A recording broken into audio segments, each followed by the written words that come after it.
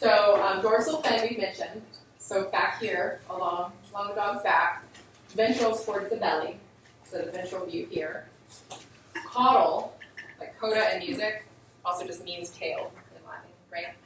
Or rostral, which is towards the nose. So it's really easy when we look at the dog to understand what these mean. He has tail, face, rostrum is face, ventral, dorsal. Same thing in a fish or a horse.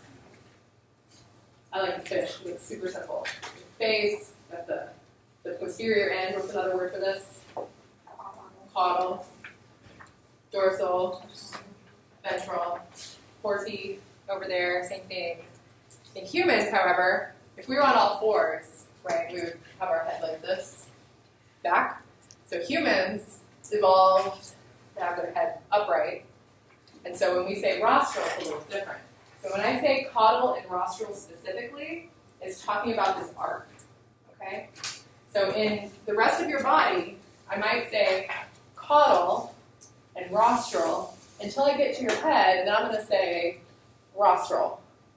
And that's only because if we were on four legs where these terms came from, our heads would be like this. So rostral.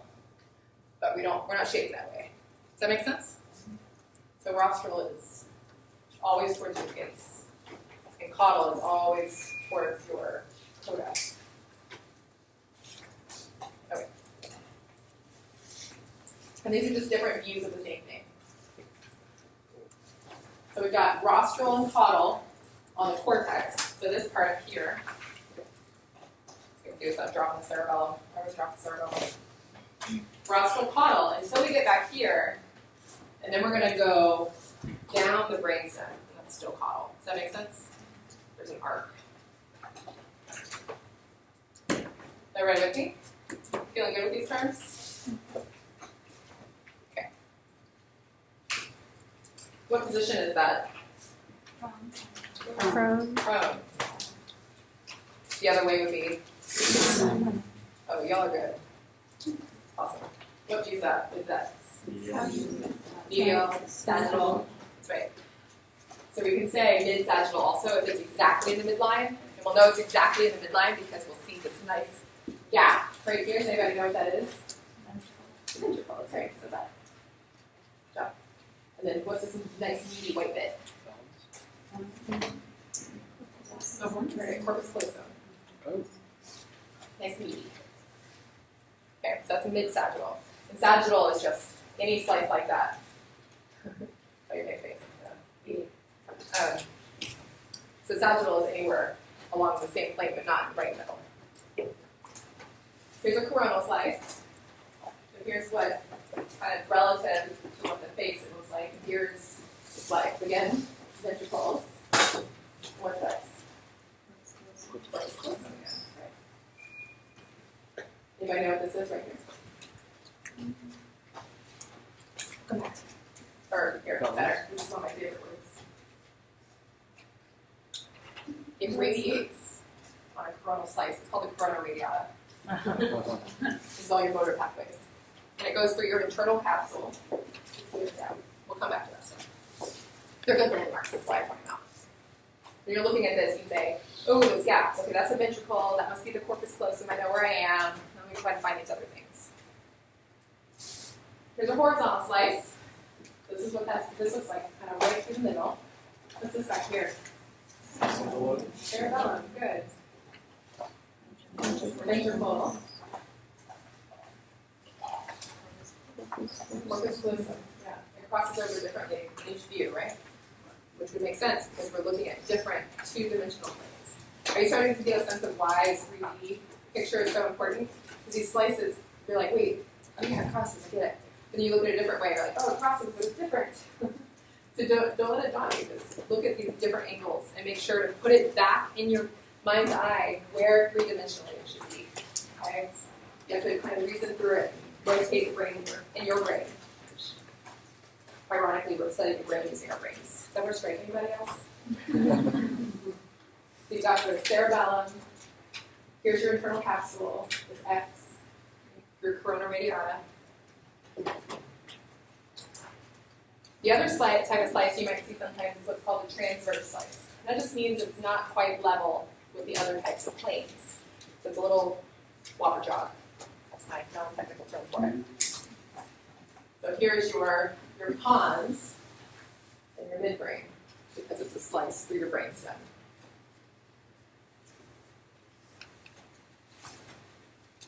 What slice is that?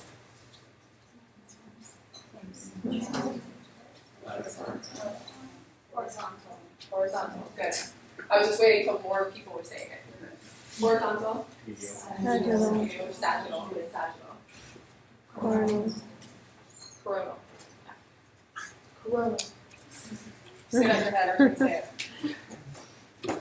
And here's some of these landmarks I've been pointing out. So here's the cartoon. This is another good reason for a cartoon image, because you can get a sense of where these things are in relation to each other. Got a pickup. Why not a pickup for everybody?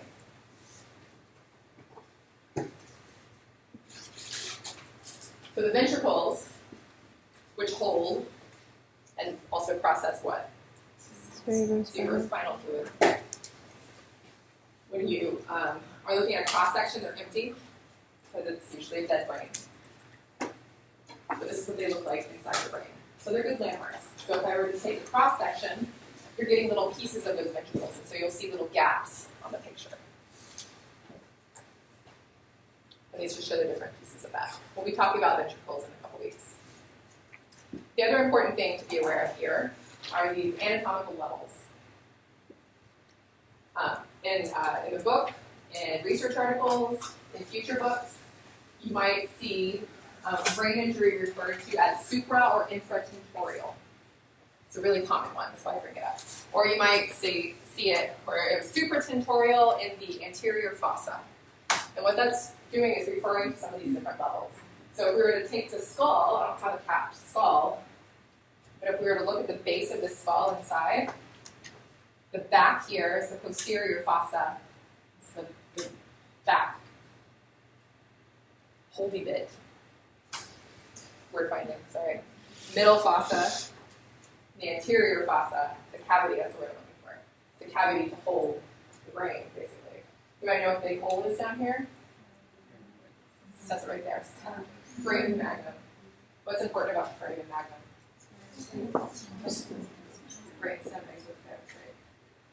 I alluded to it last time, but I'm gonna. How much time we got? Okay, I can rant to you about comments. Okay, so fall off your bike, hit your head, brain sloshes around in there. You weren't wearing a helmet. You might still get a brain injury, but it's not going to be as bad as if you weren't wearing a helmet. What happens after you hit your head? Or what happens after you hit any part of your body? Swelling. You get a bruise, it gets swollen, it gets warm, because a lot of metabolism is happening, and you have neuroexcitation, cascade of neurotransmitters that, for lack of a better word, they're freaking out.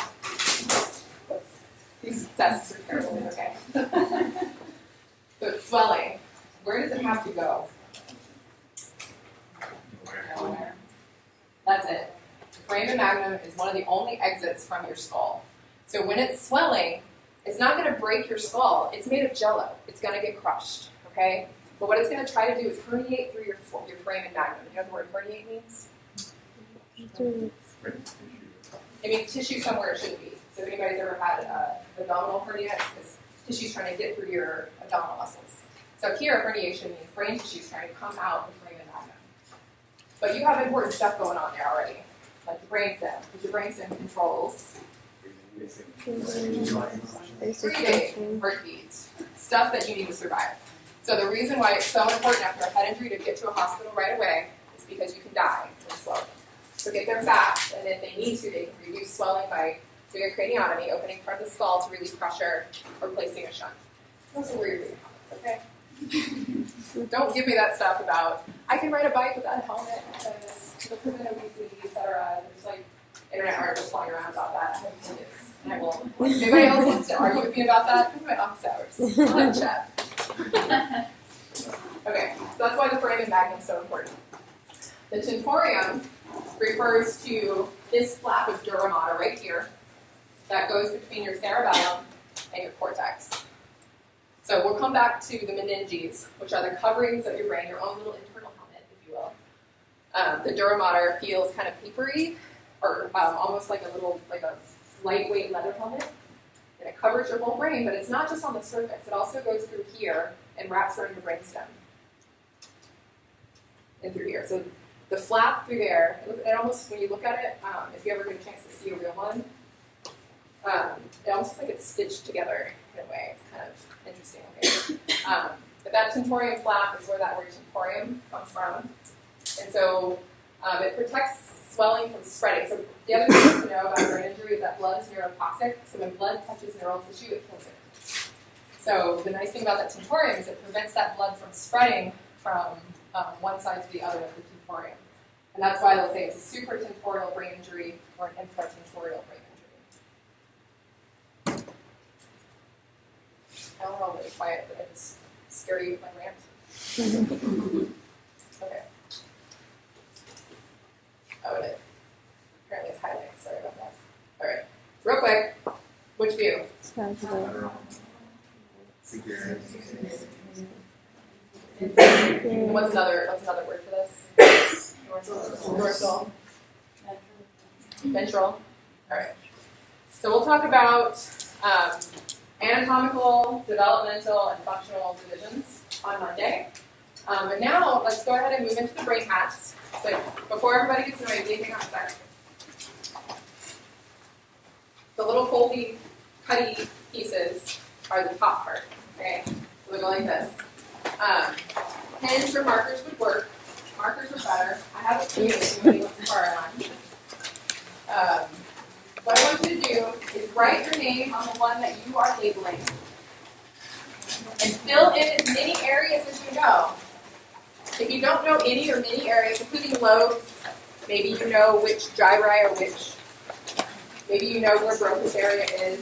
Be as detailed as you know right now with brain areas. Anatomical directions. You want to practice those. Dorsal, lateral, those kind of things. And see how many things you can get on that hat. So were we not supposed to take the two hemispheres together? Yes. Yeah, I just did 3 miles. Oh, we were? Yes. Yeah. There's 10 floating around too. Yeah.